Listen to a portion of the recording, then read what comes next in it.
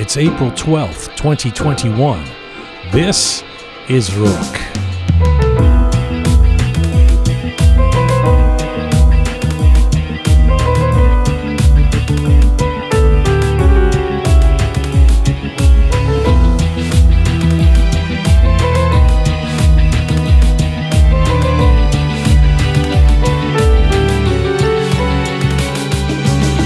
She is an acclaimed author, poet, and scholar who believes that women writers are at the forefront of modernizing and moderating Iranian culture and society. Dr. Farzaneh Milani is the leading voice on Persian female literature in the world and believes the impact and influence of Iranian women's words is experiencing a renaissance. She is a professor of Persian literature and women's studies and the foremost expert on the great poet Forugh Farrokhzad.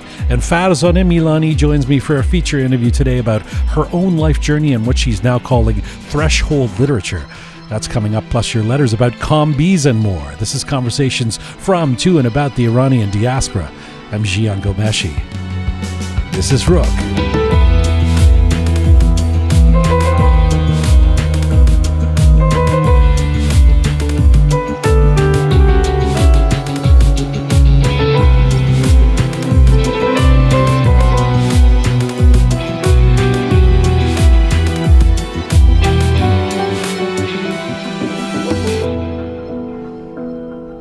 Hi there, welcome to episode number 101 of Roqe. We are coming to you from Toronto, Canada, with a salute to all of you joining us from around the world. Salam dostan aziz. امیدوار هستم که میزون هستین باشین. We're on an ongoing mission to build a new audiovisual encyclopedia of Iranian diaspora identity. You can find us on SoundCloud, on Spotify, on iTunes, on Instagram, on YouTube, Castbox, and Telegram. What a couple of weeks it has been for us on Roqe with Farbaz Aslani, Kambiz Hosseini, Aqavan, Kimia Yousefi, Bahadur Alast. You know what I say to all this, dear Shaya? I know. What do I say? You say, oh, Hamas Qarana. I sometimes say that, but you know what I say today? Yes, all clear, no filler? No. No, I say something else. Ready? Yes. It's a new one. Honar nazde Iranian ast o bas. Is that a valid statement, Shaya? It's perfect. Wow, it's wrong. Listen, but it's wrong. What do you mean it's wrong? Honar nazde Iranian ast o bas. I mean, it's not true. It's kind of No. yeah. It's definitely not true. Yeah. But listen, Kian, if you need any tips on Please, Farsi, yes. just come to me. I need help, obviously, Yeah. from you. Bache khubi hasti to.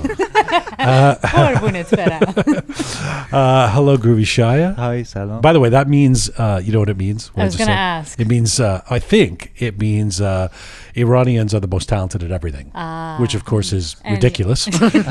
Partly true, partly, however, true, and certainly of the guests we've had, yeah. Actually, it means that only Iranian knows art. A typical statement from an Iranian boy like myself. Hello, Groovy Shaya. Hello, Captain Reza. Hello, sir. Hello, sir.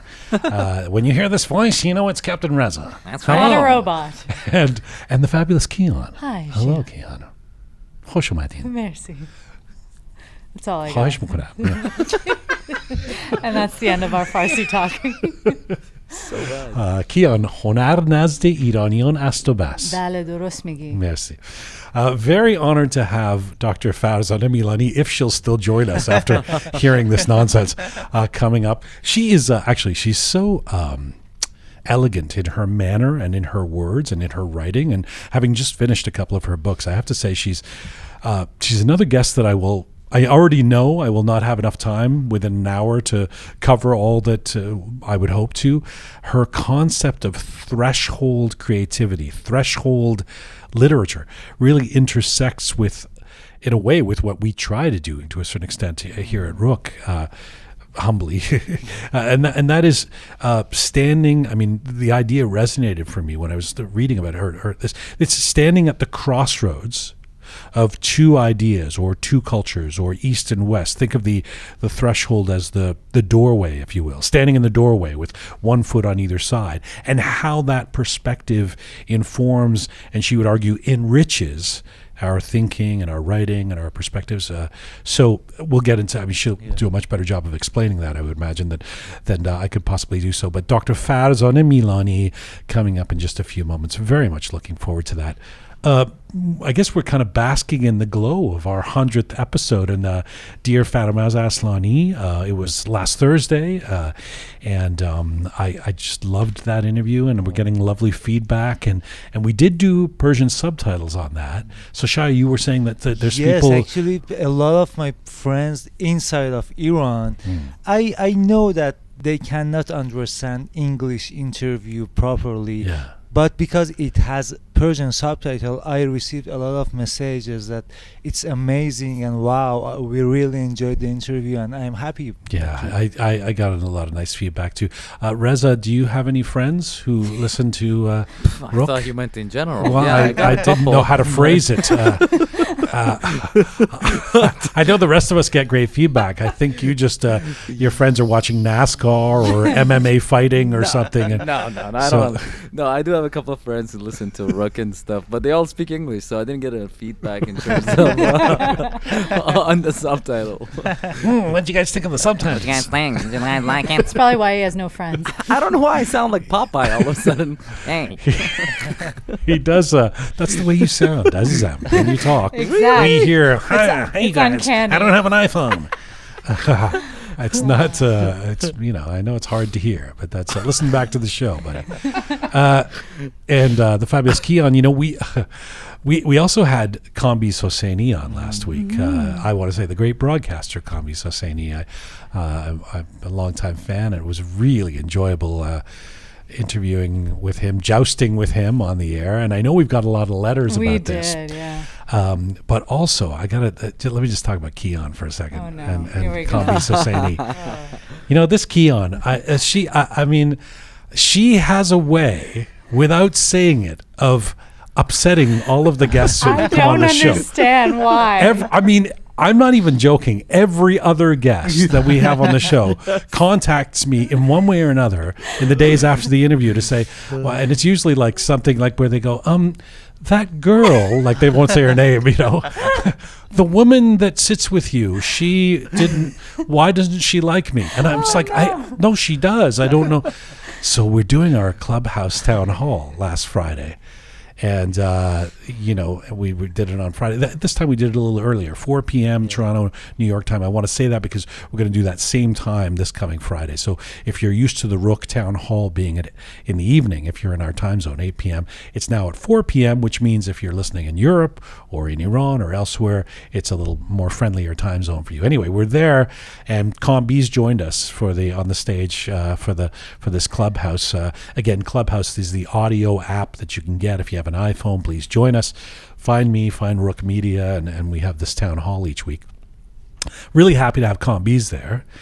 And, you know, the topic inspired by him was about happiness versus gham, you know, what do we like as Persians? How do we deal with tragedy in our lives? And all he wants to talk about, the first thing he says is, well, first of all, why doesn't that woman, because Keon's on the stage, why doesn't she like me? You know, and then we have to spend 15 minutes saying, no, Azizam, she likes you. It's good. And I don't know. I don't get it. Maybe you should think about the things you. I mean, if you don't like him, it's okay. But apparently, you said you do like him. I did not say such a thing. I'm generally a pretty sweet person. I don't get it. Why would it? Is it my voice? I said two things. I said, oh, he's a very interesting guy. Two things I didn't like about what he said. So let me just decode this for a second, because I think we are very Western, you and I. And so I find sarcasm. Well, no, he gets sarcasm, but I also think that we, you know, you're a straight shooter, and I think that there is kind of as we've talked about, there's a Taurufi way of kind of speaking that, you know, when the only thing you say after an interview is, yeah, I find that was very interesting, the person thinks, well, then, you know, she didn't like it. I mean, I agree. You didn't say you didn't like him. Right. Mind you then did go on to say, I was offended by a couple of things he said. Which is true. Well, what do you want then? But that doesn't mean that I didn't didn't like him. I just two subjects that he covered I did not agree with. So then the clubhouse was, hijacked by Kambiz, fighting with Keon. Why don't you like me? I do like you. No, you don't like me. We have since become friends. Oh, so that there's a nice ending to that. Oh, yes. Okay. Well, every Friday on Clubhouse, we do our Roqe Town Hall. This Friday, come for the topic and also to find out who Keon is pissed off. Which guest of the week? What is it? Perhaps dear Farzaneh Milani will be, I just wonder about the woman who said that she found me interesting, but with that tone of voice, no, really, is that a bad thing if someone's interesting? I mean, but the thing is that we bring on people who've had a career of writing incredible pieces of work or something, and they're 75 years old, and then you say, well, I found that person's sort of interesting, and they think, well, they're sort of downplaying their abilities. Okay, then I'll just. I mean, you say what comes naturally. You be you, Keon Jun. Keon try not to offend anybody. Right, but there is something, because I mean, it's literally and like a funny. Parade of messages I get after every show. You say that too. This over the weekend, one of our other guests, I won't say who, recently reached out to me saying, that Nowruz video you guys posted changed my view of you completely. And I was like, what is it about my voice? Like, do I sound like a horrible human being? It's like, my demeanor kind of showed who I am. You're very sweet. I don't get it. Yes. But you're very sweet and also disapproving of people. That's probably. It is that the concept or the idea that I want to discuss this week, coming up on our Roqe Town Hall, is Persians in the diaspora. What is the concept of home? Where do we consider home? Which is something that is kind of an ongoing discussion that we have. And it's something that I think everyone can speak to, because some of us are still searching for that home, that khune, no matter where we are in the world, no matter how long it's been since we or our families left the country of our ancestry. And as Farzaneh Milani talks about in one of her books, I think she might refer to it today, but even Forugh Farrokhzad didn't feel like she was at home in Iran. She felt like an outsider in Iran. So what is the concept of home? Anyway, we'll get to that on Clubhouse if you join us there. It's the 1-year anniversary of Roqe this week. Actually, it is Friday, exactly. This coming Friday is 1 year since we launched, and we've got some great guests coming up this Thursday. Pooneh Qudusi, the great broadcaster. I think Pooneh is probably one of the few people in the world who has been and is a great broadcaster in Persian, in Farsi. She was very famously on BBC Persian. Nobat Shama was her famous show, right? And in English, she's been an anchor on BBC World for many years as well, and she's a fabulous talent. And looking forward to having her. Bahman Qobadi, the amazing filmmaker. A Time for Drunken Horses, one of my favorite films ever, and I think maybe the first film ever made, feature film about Kurds, or at least with Kurdish people in the forefront of the storyline. Bahman Qobadi, who's working on a new film, and I think we're going to reach him in Turkey or something. Piyaz Miyaz, the fabulous chef and innovative kitchen creative talent. And Dr. Angie Sadiqi, who's an expert on health and wellness and plant-based diets, Keon.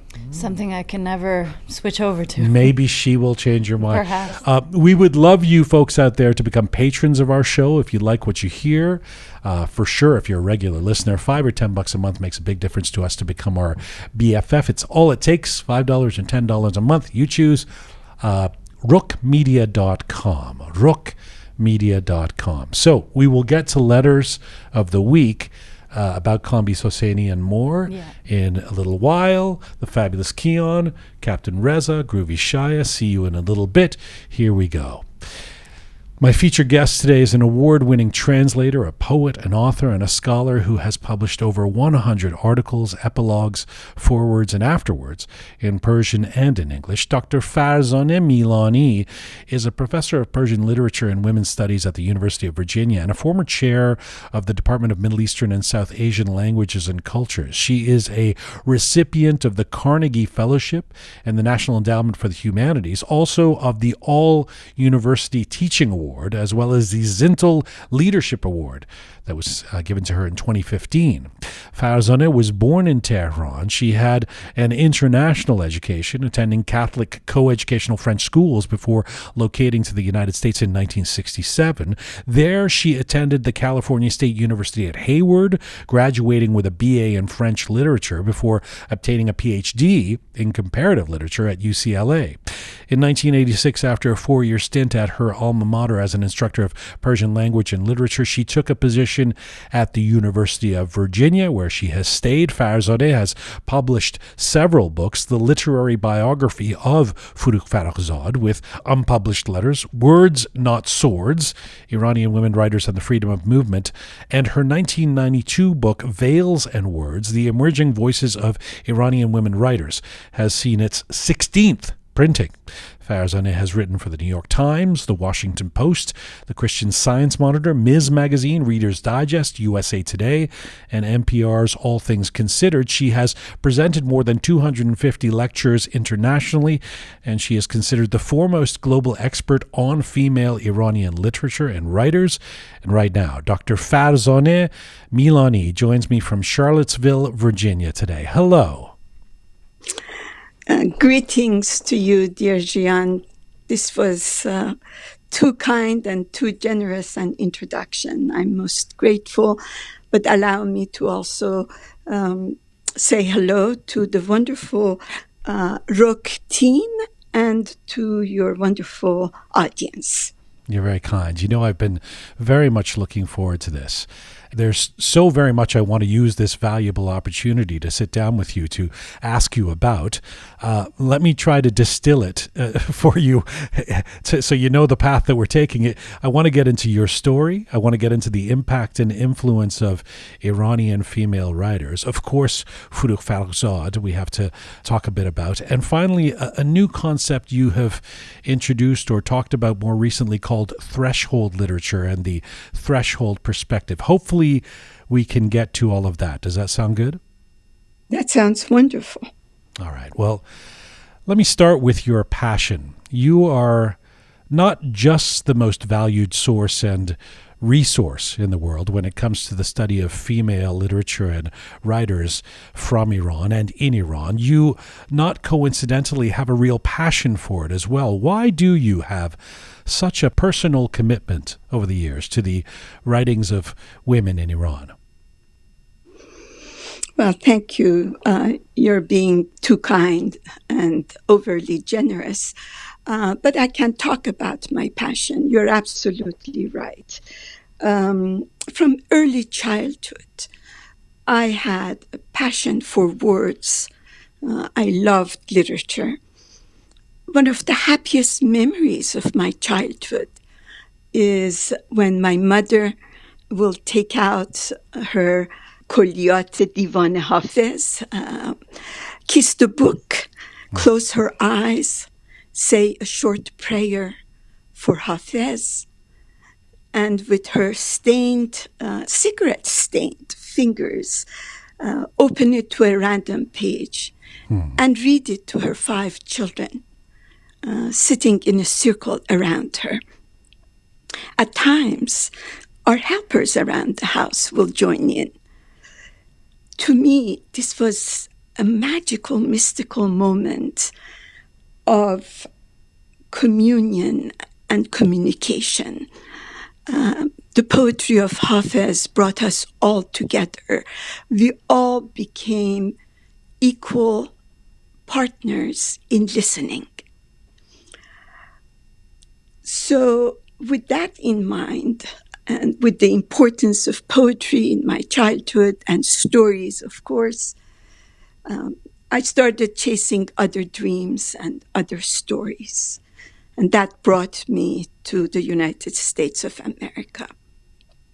And once here, as I have repeatedly said it, I became an Iranian after leaving Iran. And I started looking for signposts, for familiar places, for something I could hold on to. And again, books came to my help. They became my shelter, my refuge, my solace. And in particular, I found the writing of Iranian women writers very helpful. They really helped me find my own voice. They helped me wash my gaze, cleanse my words,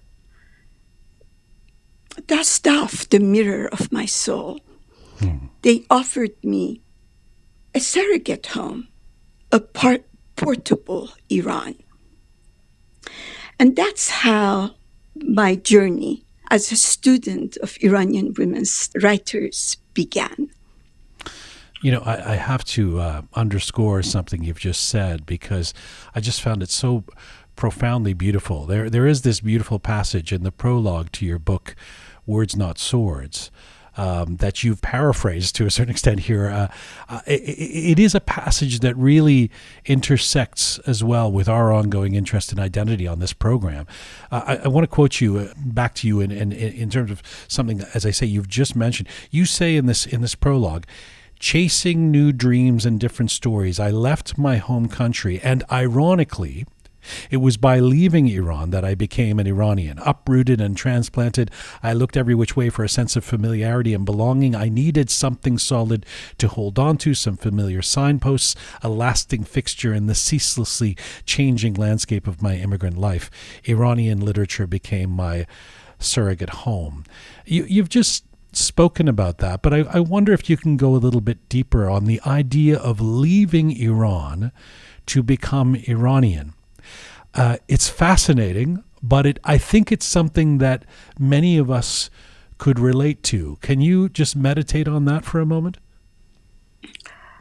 You know, I think identity is always evolving, always changing, multiple. So when I was in Iran, I was an Iranian in my own country. If you would ask me to identify myself, I would have never said I'm an Iranian. It was understood. It was like the air. It was everywhere. It was so much part of the atmosphere, my surrounding, that there was no need to point it out. But once I left Iran, once I became an immigrant, and definitely my journey as an immigrant has evolved, has changed. For a while, I considered myself strictly an Iranian. And I can tell you, it took me several years, in fact, decades, to even change my citizenship, even though I had my green card in the early 1970s.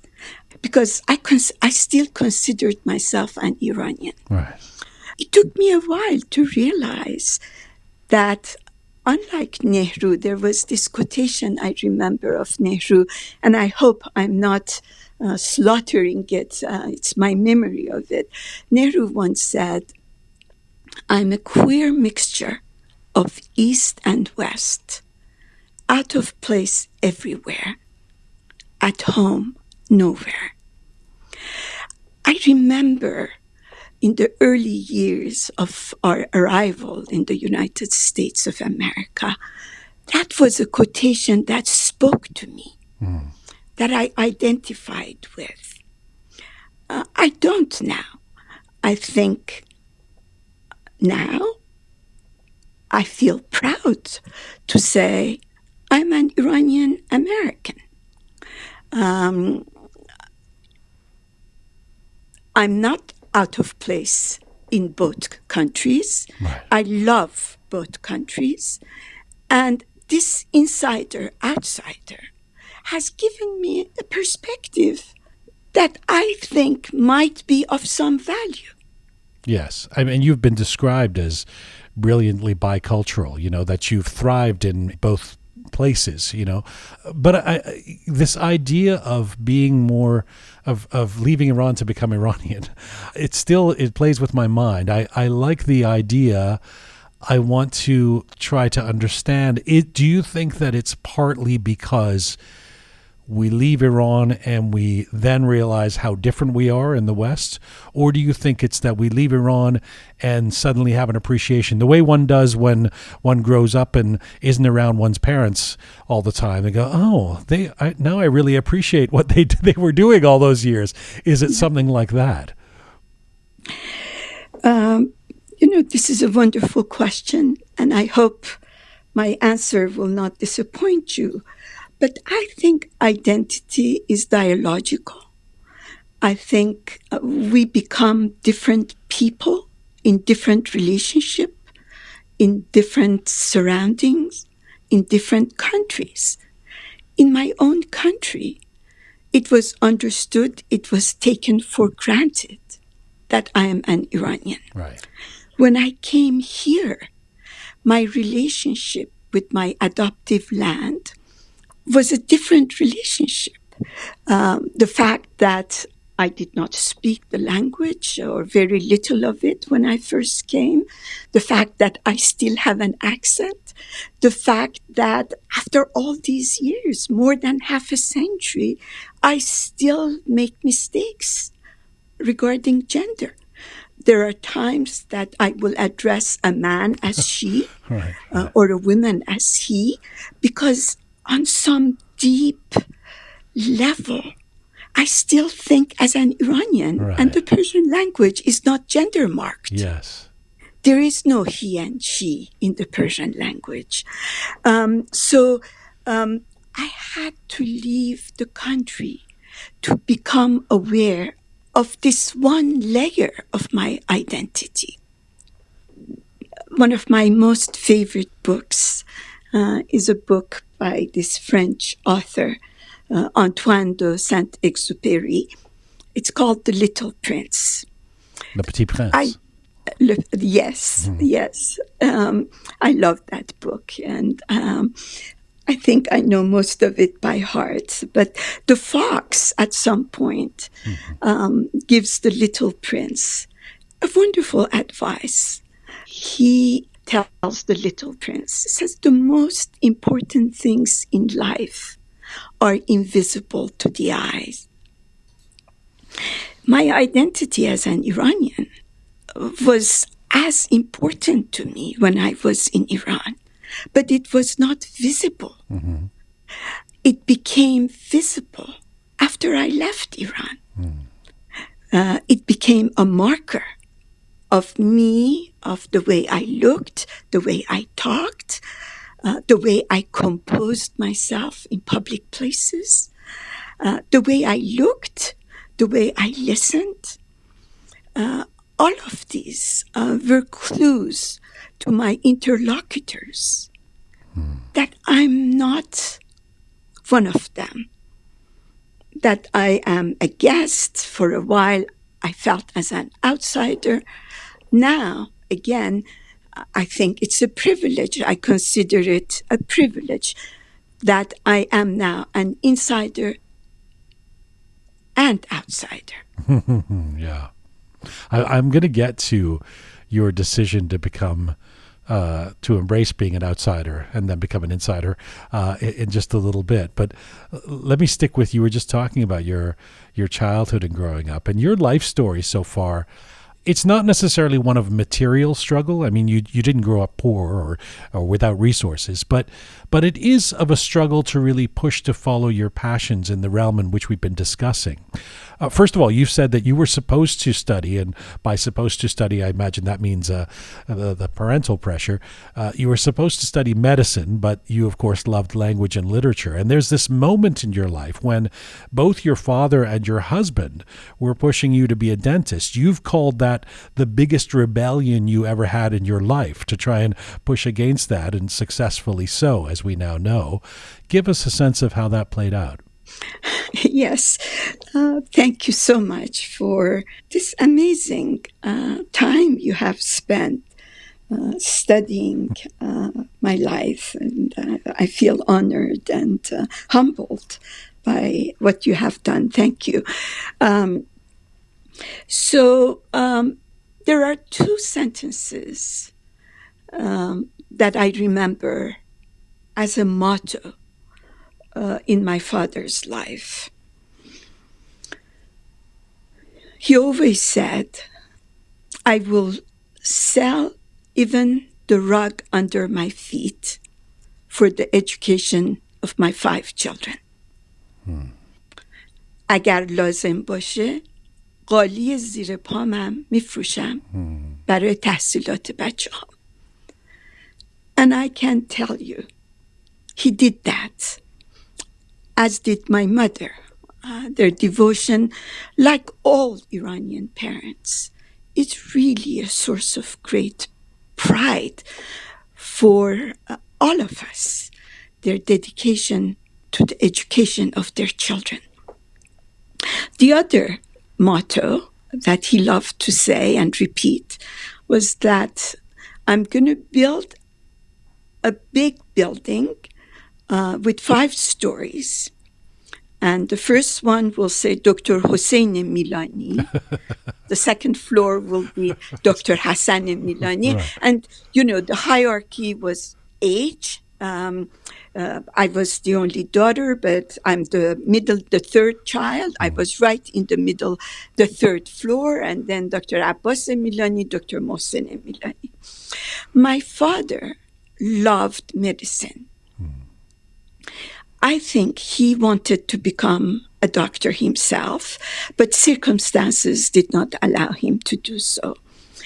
And so he always argued, even when I was much younger and loved literature.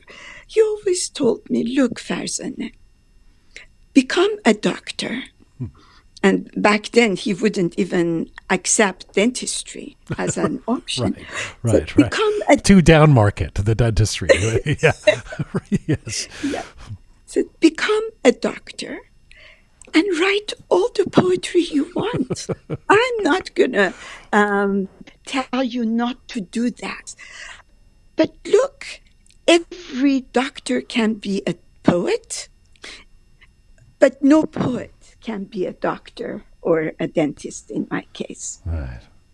So in fact, I did go to dental school for 2 years. Back in Iran, National University of Tehran, finished 2 years, and then we moved to the US, and I was going to go back to dental school. That was the understanding. That was the unwritten contract. But I had to start working for family reasons. And I think working and realizing how important it is to have a passion in life, other than your family, that in order for your profession to become your passion. I realized that because I went to Cal State in Harvard in order to prepare to go to dental school. And I started taking courses in French literature, and I absolutely loved it. And then I stopped going to school for 3 or 4 years, and I worked to put my husband through school. He went back to dental school at USC, and by that time, I was convinced my passion in life, other than relationships, other than just life itself, is literature. And I will admit to you, it was a very difficult decision. Both my husband and my father wanted me to become a dentist and to pursue dentistry as a field. And as my father would continue to remind me, pursue poetry also. But the weird part is, and by the way, I went through this exactly with my father, and my father, like your father, valued an education above all else. But doesn't becoming a professor of literature, getting the PhD, doesn't that count? I mean, doesn't that count as one of the floors on the building? Like you and Abbas? I mean, rather than, does it have to be a medical doctor? This is one of these things that we discuss over and over on this show because it's so reductive. It's always been medical doctor or engineer. And sometimes I don't understand why it was so limited to those two things. Yes. Well, because my father always believed that as a medical doctor, or later on, he added dentistry to the list, you can always have economic independence. Right. He insisted on that, and it is also fascinating that he wanted this for his own daughter also. And my father was not very highly educated. He was an importer-exporter. He was a businessman. And for him to have such amazingly egalitarian views of men and women really boggles my mind to this day. But the main reason for him was that I'm not sure about myself. I hope that he was also not disappointed in what I did, but I know he was very proud of my brothers, and I know one of my brothers actually did follow the field of medicine and became a physician. If the first rebellion was pushing against the notion that you had to go into medicine and following your passion of literature, there is a second rebellion that happens once you are in America and you are studying literature. And you're going to finish your PhD thesis on and in French literature, Flaubert and Madame Bovary.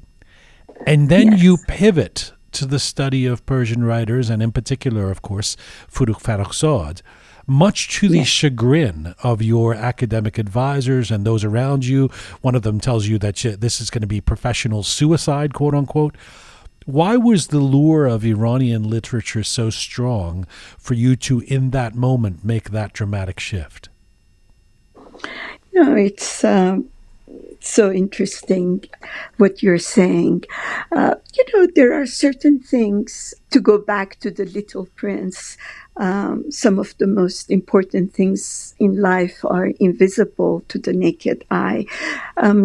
But recently, for Women's History Month, I was interviewed by some of the students at UVA, and their last question was, what would your advice be to women who want to pursue a career in your field? And it was interesting. It didn't take me a split of a second. My response was, follow your heart. It will never mislead you. So I think, in a way, the reason I pursued the field of comparative literature, I switched major again. I went from dentistry to French literature, from French literature to comparative literature. Yes. I had become a butt of joke. People said, dear friends, lovingly, said that she will never finish a degree. As soon as she's close to the finish line, she's going to switch again. But I did. And by the way, you were groundbreaking in your study of Forugh Farrokhzad. So there wasn't really a great blueprint for what you were doing. It's not like there had been thousands of other women studying this before. So that would, to the outsider, to those around you, your loving circle or whatever, make it seem even more zany, right? What is it you're doing, Farzaneh? Yes. First, I have to acknowledge that Professor Ardalan Davaran had written a dissertation at UC Berkeley. It was a comparison of Forugh Farrokhzad and Sylvia Plath. I believe his dissertation, I'm not sure now, it's either in comparative literature or Persian literature, but he had done that. But to the best of my knowledge, my dissertation was one of the earlier ones that focused only on an Iranian women writer. Yes. And I have to say, not every professor at UCLA, not everyone thought the same. But I remember vividly the day one of my professors, who thought I was doing well in the French department, told me that it's a triple professional suicide, this move, that as a woman, as an Iranian woman writing on another Iranian woman, and both of us with unpronounceable name, that this was going to be a triple suicide, that he thought that I will never be able to find a job. And to be fair, at the time, world literature was not what it is today. Mm-hmm. If you looked at the anthologies, the few available anthologies at the time of world literature, you would rarely see references to modern literature in Iran. So, I was doing something not only on Iranian literature, but also on modern literature, and worse yet, on a woman. Do you remember why you and how you soldiered on? I mean, you could be forgiven if at that point you'd defer to the authority of some successful professor, some advisor saying, this is professional suicide, don't do this, and even to regret it later. But you wouldn't be the first person if you chose to stay with your French literature study. How did you make the decision to soldier on? Again, I'm sure these important decisions, these turning points in one's life, don't have a single reason behind them. I'm sure there were several factors contributing to it, not the least of which is this wonderful professor I had, Professor Amin Banani, who unfortunately passed away a few years ago, who believed this is indeed the right decision.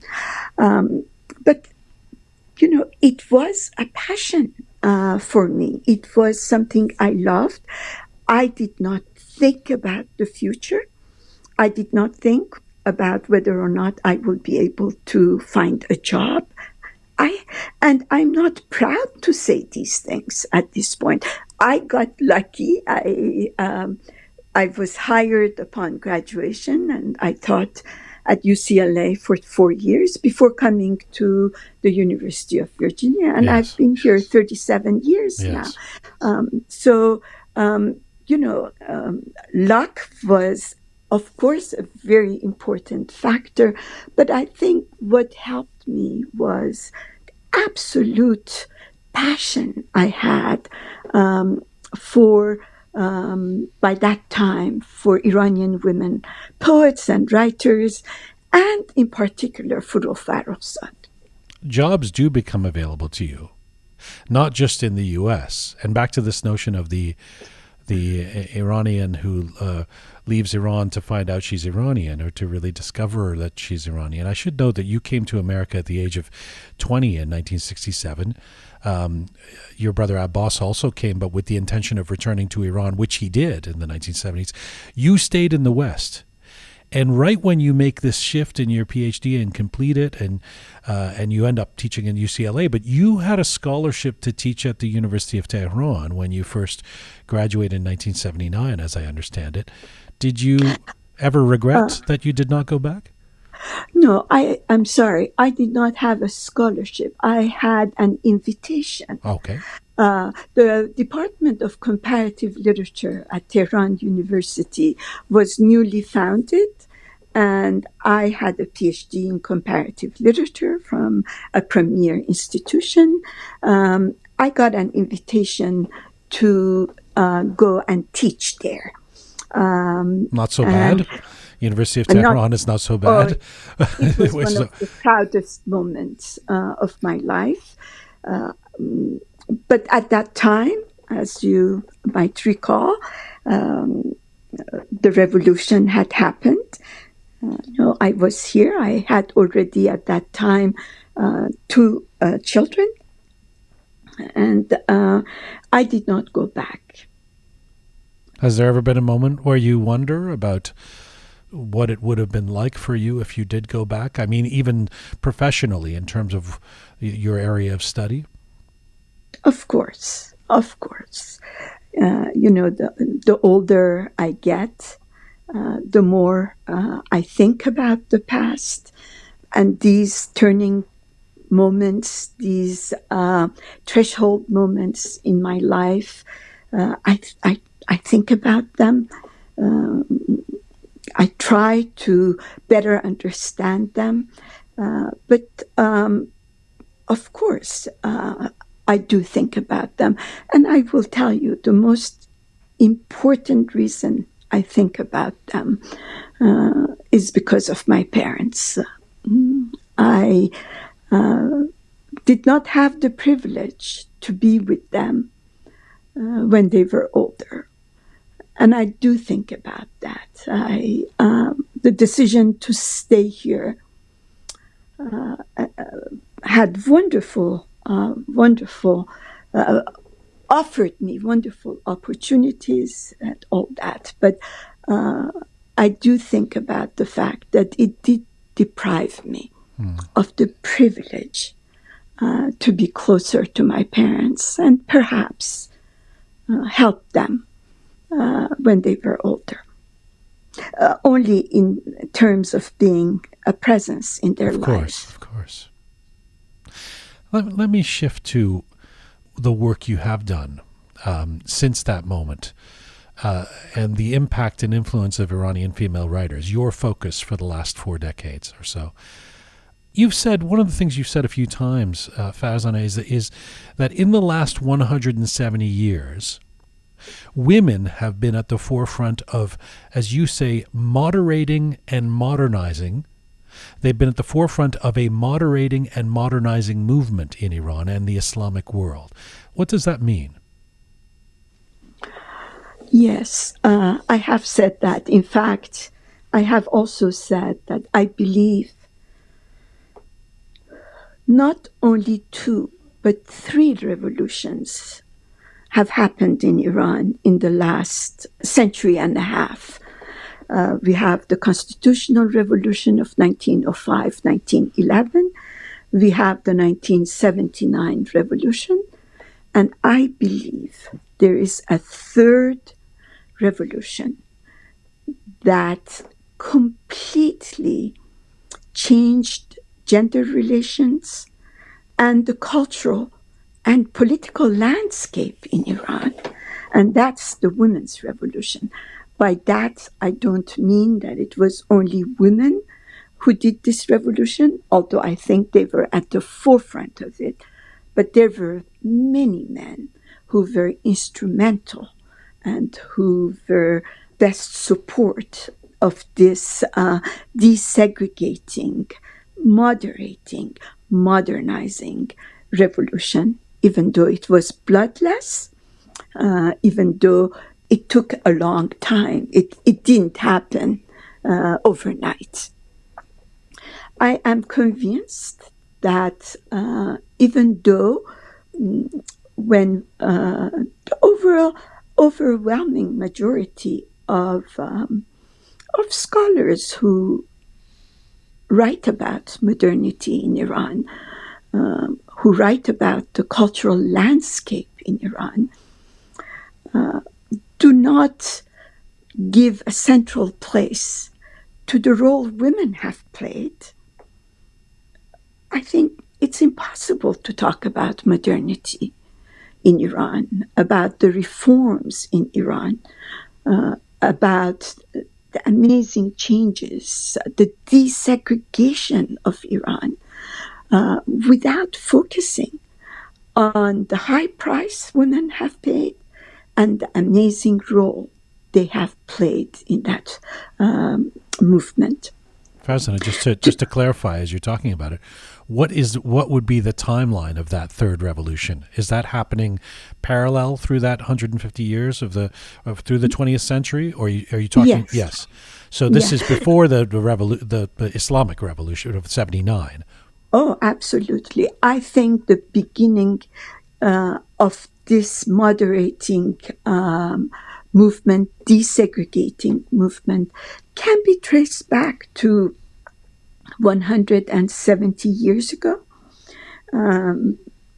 Social movements are not like pregnancy. You cannot give a specific date for them. I realize that. But to just give you a date, 1848 is considered a very important year for a variety of reasons in the world. But in particular, when it comes to women's movements, there is a lot of focus in at least the Western world on the Seneca Falls Convention. Mm-hmm. I'm sure you've heard of it. For many, it is the beginning of the women's movement in the United States of America and in the West. Now, 2 weeks prior to the Seneca Falls Convention, there was a congregation in Badasht, in northwestern Iran, where a woman, also a poet, entered an all-male, like usual, segregated space of 81 men. She unveiled her face, but more importantly, she unveiled her voice. And so she became a body with a voice and a voice with a body. And I consider that moment a turning point. I consider it as important as the Seneca Falls Convention. Now, Tahirih believed in a Babi faith, and as you know, she is a major figure in the Baha'i faith. She was one of the first 19 disciples of Bab, of women. And, if we want to understand the significance of what she did, perhaps we should study that congregation a little bit more. One man wanted to kill Tahirih, Qurratul Ain. Some men closed their eyes. They could not allow the sanctity of their eyes or their ears to be violated by the presence or the voice of a woman in an all-male territory. Another man, one Abdul Khaliq Isfahani, slit his own throat. That's how disoriented he felt. Oh, boy. With the presence of this woman in this gathering, and splattered with blood, he left the premises. I've been very interested in his life. I've been very interested in writing at least a short biographical sketch of Mr. Abdul Khaliq Isfahani. I sympathize with him. I understand how difficult it must have been for him to suddenly see a woman in a space that did not allow the presence of a woman. But, when he left the premises at Badasht, he also left the pages of Iranian history. At least I have not been able to find much information about him beyond that. But that scene, in a nutshell, gives us a taste of the significance of desegregation in Iran. I want to bring to your attention that even today, in most family reunions, extended family, of course, Iranians have a wonderful love of family and extended family. It would not surprise me that you will see a group of men in one corner and a group of women in another corner. To me, this is the remnant of that segregation, of that division of space between men and women. I have so many questions I want to ask you based on what you've just said. Let me try and limit them to three, because I know I can't keep you here for a week. But in the book Veils and Words from 1992, your book, you argued that the veil had covered not only Iranian women's bodies, but also their literary output. This speaks to the idea that, to take your thesis, that the moderating and the modernizing was happening by Iranian female writers. Not necessarily visibly so.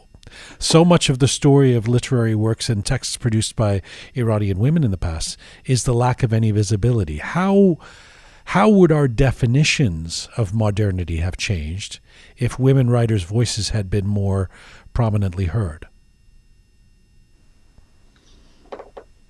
Well, the voices of Iranian women have been heard, and women paid a very high price for it. I mean, if you study the lives of Iranian women writers in the last 170 years, you might find yourself surprised and awed by the willingness of women to pay this price. Let me just give you a couple of examples. Tahir Qurratul Ain was executed at the age of 36. Parveen Etesami died of a mysterious typhoid fever at the age of 34. Forugh Farrokhzad died in a car accident after a number of attempted suicides at the age of 32. I can give you a long list of Iranian women writers who have attempted suicide, who have succeeded in their suicide, who have paid an incredibly high price, who have suffered deep depression, who have been hospitalized, institutionalized, who have suffered separation from their children.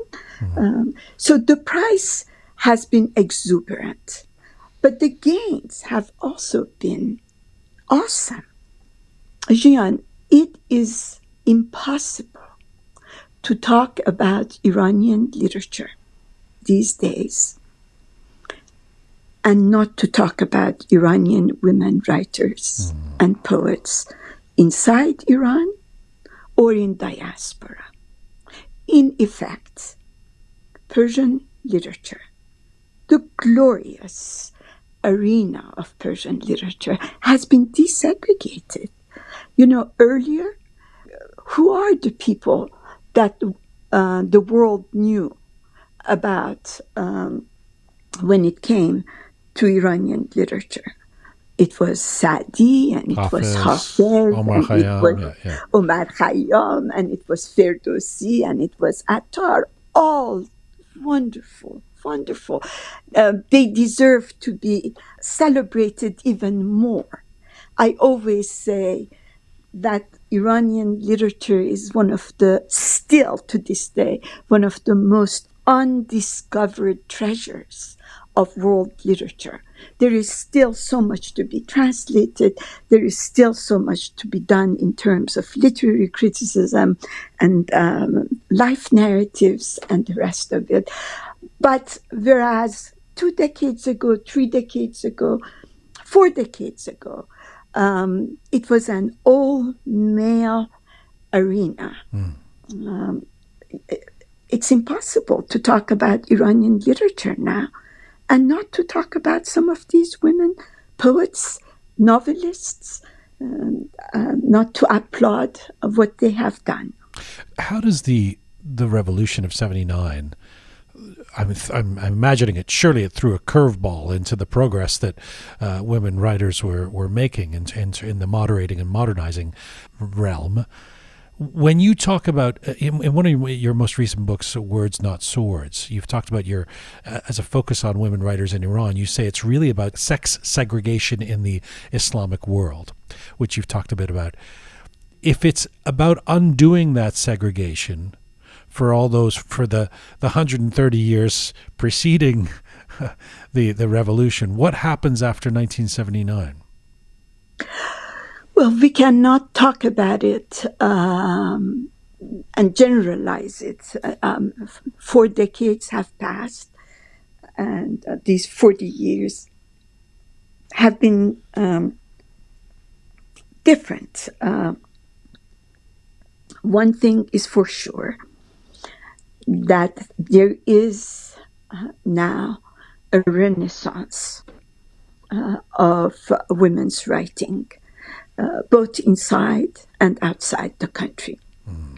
But to only talk about inside the country, let me give you an example. We focused mainly on poetry.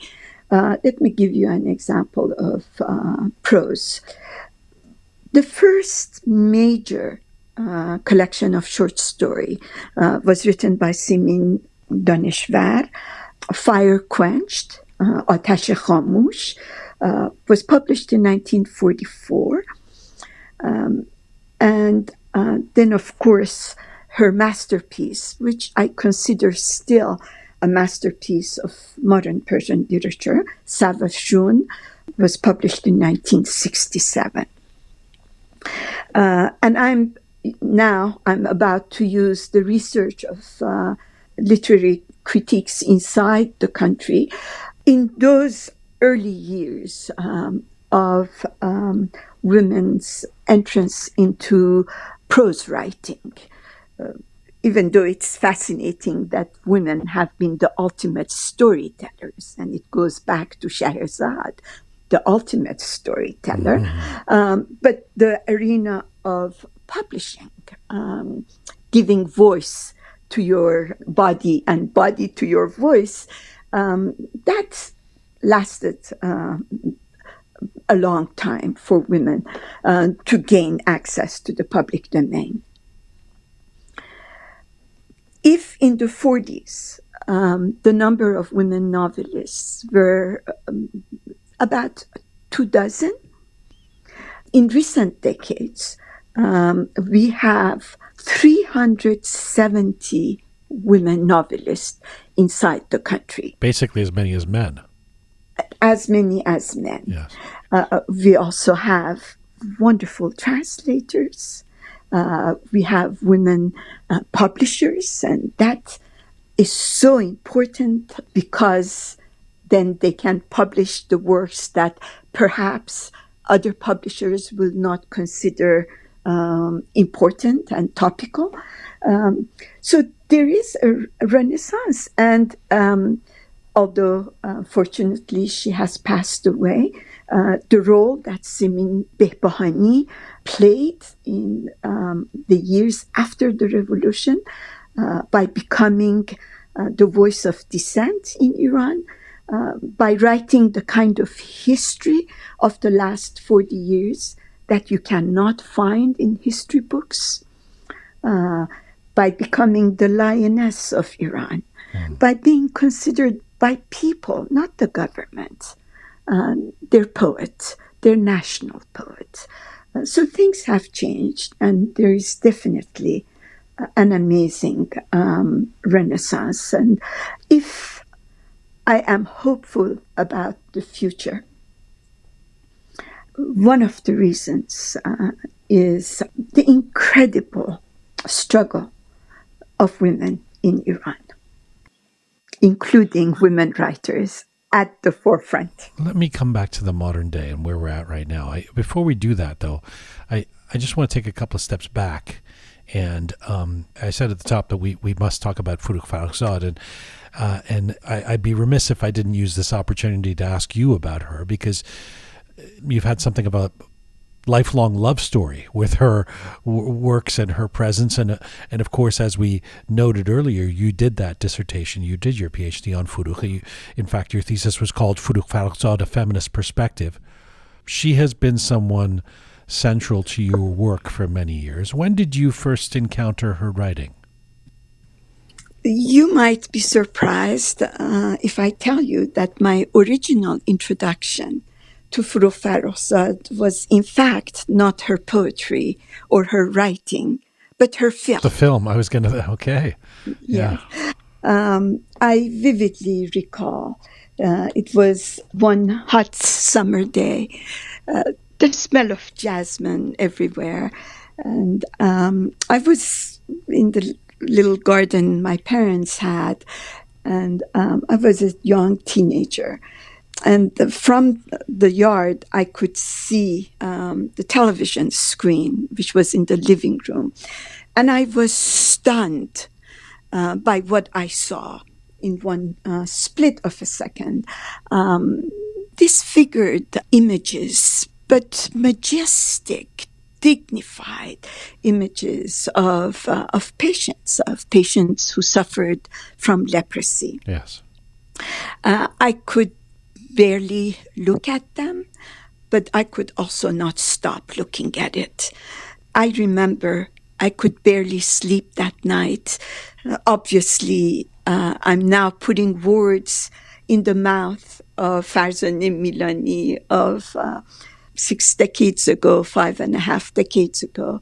But if I could use what I now think is so unusual about this film, the compassion of the director that who had done that film, the capacity to turn something, and I don't want to use the word, but something that we did consider unsightly, unbeautiful, to turn it into such an aesthetic experience, to return to these people who were ostracized for no fault of their own, was a biological conundrum. They were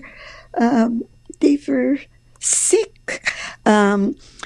To literally turn them into prisoners, into a colony, and to turn that film into that experience that someone like me could not stop watching it was my first introduction to Forugh Farrokhzad. And from then, she became a companion. You've said that Forugh Farrokhzad was a self-consciously modern poet.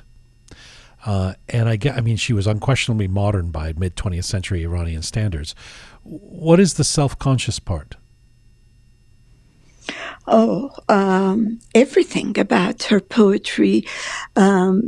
She was a pusher of all boundaries.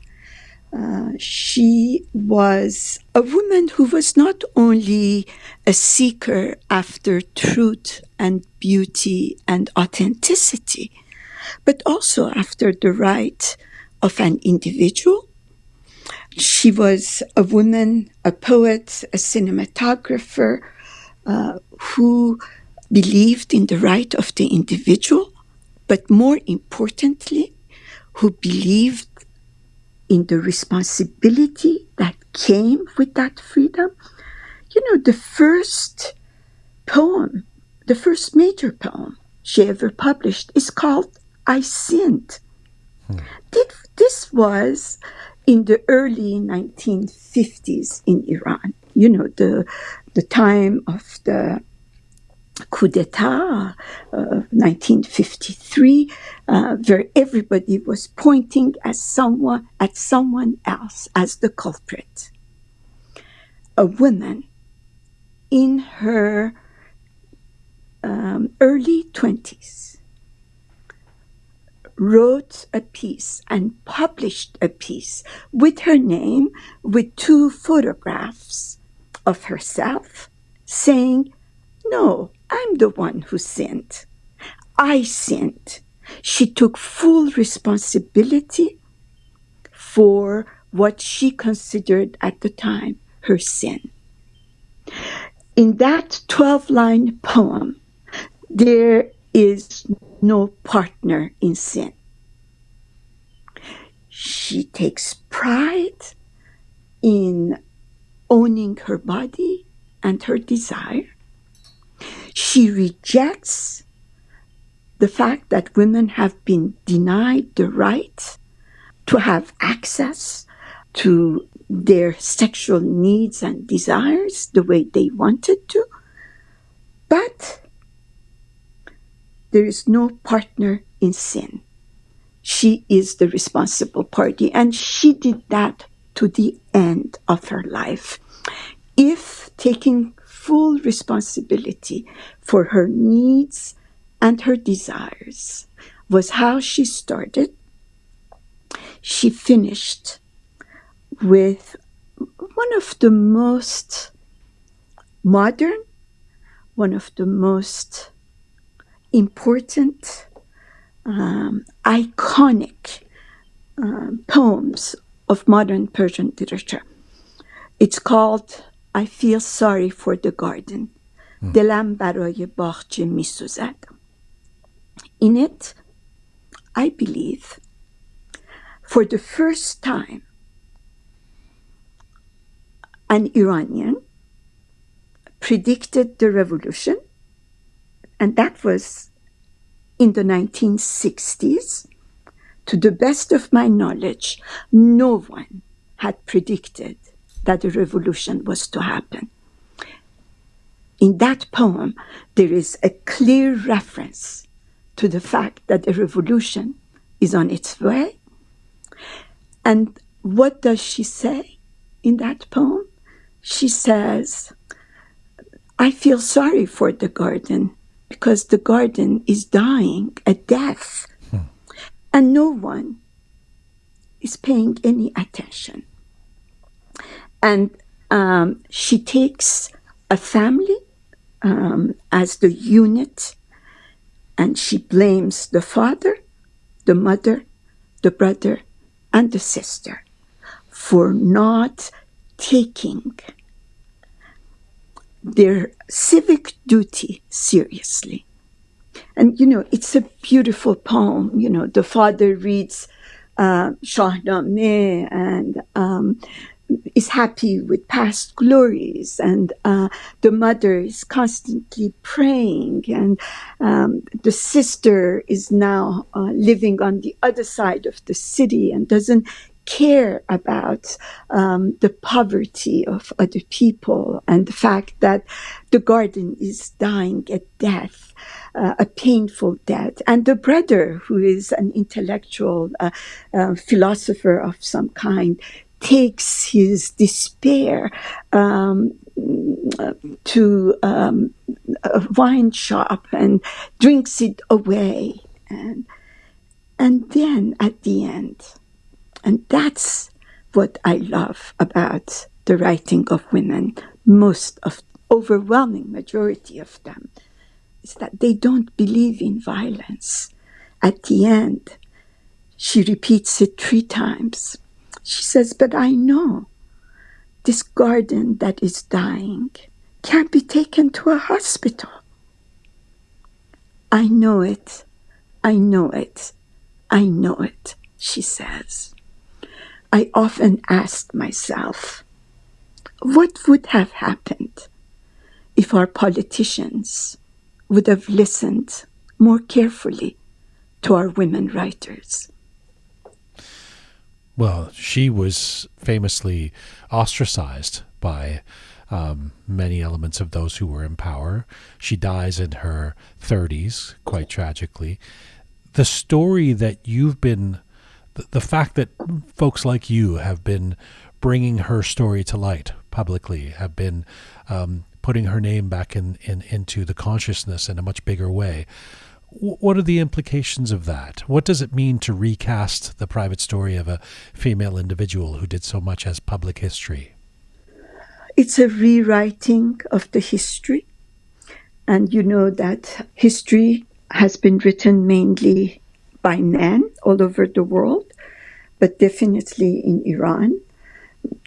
It is desegregating an arena that has not paid enough attention to the significant role women have played, both inside the home and now more and more outside of it. And I have to say, the most important people who are making sure the name of Forugh Farrokhzad is eternal are the people of Iran, are Iranians inside and outside the country. It's their amazing, awe-inspiring love of her work. I'm very interested in women's life narratives and an avid reader of them. It really is a source of joy to me to see how many of these women have said in one form or another that when they left Iran, one of the few things they made sure to bring with them was a book of Forugh Farrokhzad, one of her poetry collections. Now, I have to say that, poetry is so important to us, to Iranian, and I love that about my culture. But these are the youth in Iran. When you go to Zahir-ud-Dawleh, I haven't been back to Iran for the last 19 years, alas. But prior to that, when I could go every time, I did go to Zahir-ud-Dawleh a few times. And I did go because it was a study in how young people congregated in Zahir-ud-Dawleh, brought their books of Farrokhzad's poetry, brought candles and flowers and sat around that grave and read out loud her beautiful poetry. It was really, for me, a moment of magic and mystery, a moment that I thought, as long as we have such people in Iran, no one will be able to slaughter messages of people like Forugh Farrokhzad. I'm so grateful to get to learn from you and to ask you these questions and to have your time to do this. I thank you. I said that I was going to return to the modern day before we finish this off. And you said a few moments ago that you believe there is a renaissance among women creatives coming out of Iran. And you've talked very, very recently. There was a series of pieces that you wrote in BBC Persian about the surprising splendor of what is happening at a crossroads of opposites you've called the threshold. Right. Can you talk about this threshold literature? Of course, with great pleasure. I believe at the intersection of opposites, marvels can be created. Let me give you a couple of examples. At the break of dawn, when light and darkness coexist, and our ancestors, in their infinite wisdom, called it Ghomeshi, wolf, sheep, the two enemies coming together, light and darkness. That's when the sun rises. When sunlight and and falling rain coexist. A rainbow is created, a bridge connecting heaven and earth. I think the same thing happens when one refuses to see the world in terms of binary opposites. Heroes or villains, right or wrong, east or west, here or there, us or them. What I see happening inside the country, but definitely among women writers in diaspora, is the birth of a new kind of literature. I call it threshold literature. Threshold because these women are standing at the threshold. You know, in Iran, I remember, at least in my family, when we traveled, when we went for an important exam, my mother would always hold the Quran over our head. And at the threshold, nowhere else, at the threshold. And of course, Jews have a mezuzah that they hang at the door frame. And I've always been fascinated by this question. What is so important about the architecture of a threshold? Astane, we call it Astane. And I have to add that it has a central place in Farrokhzad's poetry, and it has a central place in the writing of women novelists writing in diaspora, women who have been winning all kinds of awards, unusual as it is, both in terms of the significance of it and the numbers of it. So at that point, you know, where the exit and the entrance are co-joined, where possibilities and challenges happen at that space, something happens, something that can be dangerous, but also something that can be beautiful, like a rainbow, life-giving, life like the rise of sun every morning.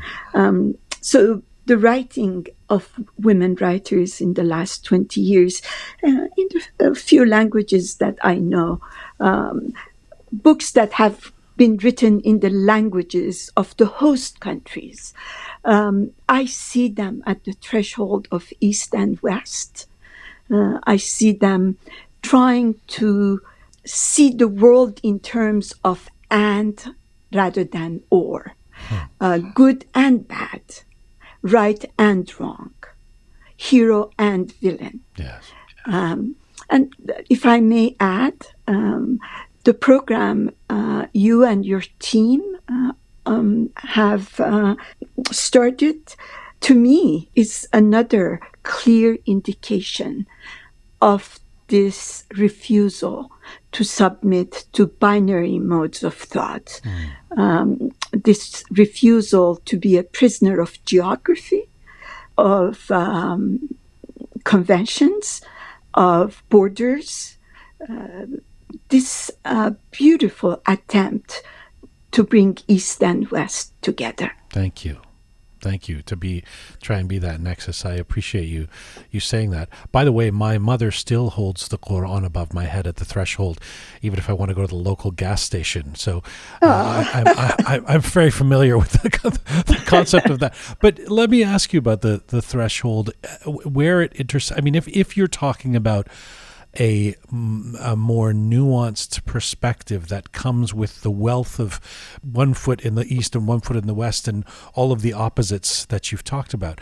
Where does that intersect with I say quite sadly, what I see is a very Manichaean, the opposite of that, a culture that we have sometimes in the Iranian diaspora, particularly in the political realm, where people are very black and white about what they like or dislike, or their reactions to a simple Facebook post or whatever it is.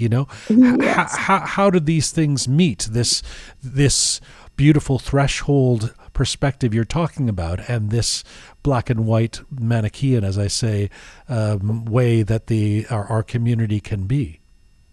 Yes, that's such a wonderful question. Thank you. So let me call to my help a great poet, philosopher, who, with amazing economy of word, answers your question in one line of poetry. It's a line from Masnavi Manavi by Maulana, our master, a poet-philosopher, justifiably called Hegel of the East. And I'm going to hopefully remember the whole line. This is Rumi, by the way, for those listening who don't know Maulana. We're talking about Rumi. Yes, Rumi, exactly, yes. So says, جنگ ازداد است عمر این جهان صلح ازداد است عمر جاودان. So a very rough translation of it is, the clash of opposites is as old as time itself. The harmony of opposites, the harmony between opposites, is eternity itself. And where is eternity? That's paradise, right? In paradise, according to at least Islam, death dies. In paradise, we are no longer subject to the passage of time. It's eternal. So what Rumi is telling us is that whereas these bipolar views, the unwillingness to compromise, this unwillingness to accept the fallibility of human beings, these unresolved conflicts are as old as time itself, as old as humanity itself. Paradise, peace, is when we stand at the threshold. We accept that we're both inside and outside. We are always an insider and an outsider.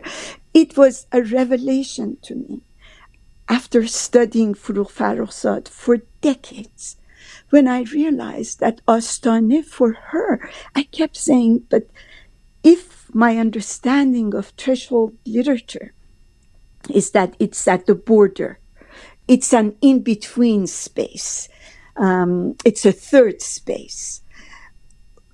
She wrote these poems when she was inside her country. She was not an emigrant when she wrote these poems. And then I realized feeling an outsider has nothing to do with geography. Right. It's a function of how we feel about ourselves and about those around us. So yes, she wrote about Astane, and some of her most beautiful poems include Astane. In fact, one of my most favorite of her poems, با آفتاب سلامی دوباره خواهم کرد, I will greet the sun again. The last 5 lines of that poem have 4 references to Astane, to threshold. She felt an outsider inside her own country.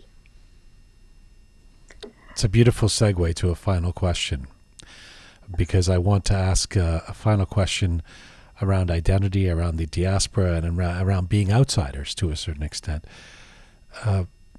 If your story is that you really became Iranian in terms of your consciousness once you left Iran, it is something that many of us can relate to in one way or another.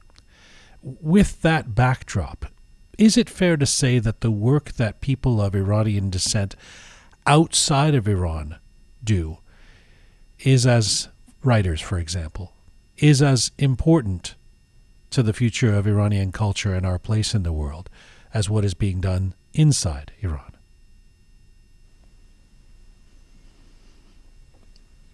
You know, my answer is very short.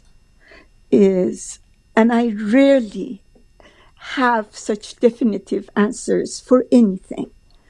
Yes, it is as important. And I listened with great joy your interviews with people I dearly love and respect, with Khanum Kar, with Shahnoush Parsipur. I have great respect for their work. I have learned a great deal from them, from their books, and I read them and reread them. And I listened with sorrow to their despair of being outside of Iran. And I respect what they say. And we find creativity where we can. I cannot talk about that, but I can say what Shahnoush Parsipur has done outside of Iran, what Khanum Kar has done outside of Iran, what all these amazing writers, both male and female, are doing outside of Iran. And I only mention writers because that's my field. Is as important to the future of the country we all love. And we all pray for its future and welfare as those who are writing inside the country. I thank you so much for this today. It has been a highlight for me. It is a conversation I will remember, and I so appreciate your time. Thank you for doing this. Thank you, Jian. It was a pleasure. Khudafiz. Take care. Bye-bye. Khudafiz. Dr. Farzaneh Milani, an award-winning poet, translator, author, and scholar. She is a professor of Persian literature and women's studies at the University of Virginia and a former chair of the Department of Middle Eastern and South Asian Languages and Cultures. Farzaneh Milani joined us from Charlottesville, Virginia today.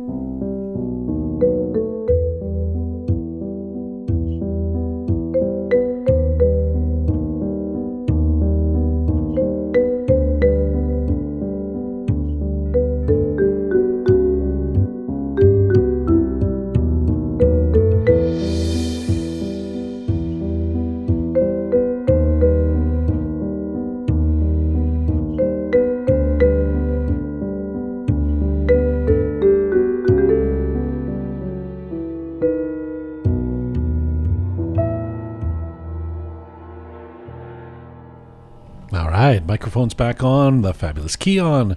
Captain Reza Groovy Shaya, Farzaneh Milani. You know what? That idea of leaving Iran only to realize one is Iranian, yes, is so interesting to me. Yes, and so true. So true. Yeah. The way she described, she's like, well, when I'm in Iran, I don't think about being Iranian. Yeah. As soon as I leave, or when I left, I really became an Iranian woman. That was so interesting. I literally feel more Iranian since I moved to Canada. Really? Yeah. I feel more Iranian since I live with a Canadian family, because I can feel the differences. I can see it, and I found the Iranian parts in myself. This is what I want to talk about on Clubhouse on Friday. This is exactly the notion of where is home and who do we, that you go somewhere else to realize where your home is, yes, to a certain extent. But do you remember how you identified in Iran, or you just didn't think about it? No, in Iran I identified myself as a musician, not Iranian. But no. That's what I felt when she was just saying that about. I think there's all kinds of identifiers that we have for ourselves, but we don't necessarily include the nationality. If you're a Canadian living in Canada, you might say, I'm a writer, I'm an architect, I'm a doctor, I'm this age, I'm this person, but you don't necessarily say Canadian because that's a given, is what she was kind of saying. If you move to Cambodia, then you have to kind of say, but I'm Canadian because I'm clearly not Cambodian. When do you think the shift happens from becoming an Iranian, learning that you're an Iranian, to becoming a Canadian, for example, being here? Or does it ever? I don't think it ever does. Well, she was saying it. She was saying then, after years, she grew into also being an American. Right. And she's happily bicultural. You know, right, she but it's feels still comfortable in both places. Attached. Like, I know a lot of Italians that have been here for generations. They most of the time they'll say they're Canadian, but their background is Italian. Right, Whereas right. Persians, even no matter how many generations they've been here, I Still find a feel lot Italian. of them. Well, That was your Persians, point. like they say Persian first and then Canadian second. Yeah. From what I've heard, at least, my experience. I find a lot of Italians, after they've been outside of Italy for a while, feel Iranian. From Abadan. We are Iranian, yeah. It's all Persian. It's very confusing. Listen, well, thank you to Farzaneh Milani for coming on. I know we've got some letters to get to. It's Monday, and that can only mean one thing. Letters of the week. I swear to God, if you say, oh my God. I will pay you not to say that. Just when we had some interesting academics tuning in for the Farzaneh Milani. All Tune right. in to hear me say that.